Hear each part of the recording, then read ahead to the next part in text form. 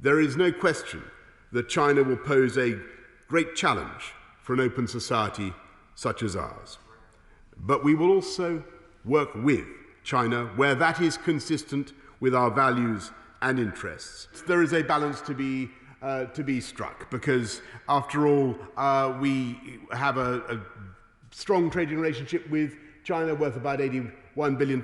China is the second largest economy in the world and a fact of our lives, and I think we must accept that fact in a clear-eyed way. But we've also got to be tough where we see risk, and that's why this government has brought in the National Security and Investment Bill to protect our intellectual property. That's why we're protecting our critical national infrastructure. That's why my right honourable friend, the Foreign Secretary, has done more than I think virtually any other Foreign Secretary around the world to call out what China is doing in Xinjiang.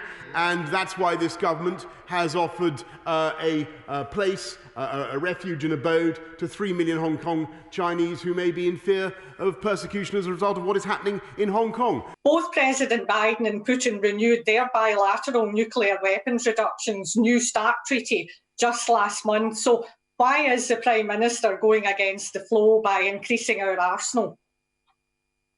Prime Minister. Mr. Speaker, of course we're committed to nuclear arms reduction, and indeed we believe that China should be brought into strategic nuclear arms reduction. But one of the most important things about having a credible deterrent for friend and foe alike is that you set out what you have, and that's what this integrated review does.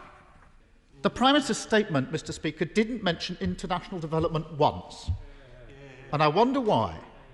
Because he's cutting development spending for the first time in decades and denying this House a vote on it. If global Britain is to mean anything, it cannot mean selling arms to Saudi Arabia and cutting aid to Yemen.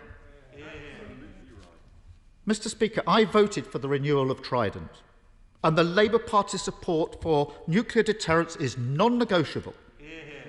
But this review breaks the goal. This review breaks the goal of successive Prime Ministers and cross-party efforts to reduce our nuclear stockpile. We're the second biggest international donor of aid in the G7, and I think it's absolutely preposterous to hear the Labour leader calling for more investment in our armed forces, when this is the biggest investment in our armed forces since the Cold War, and when it wasn't so long ago.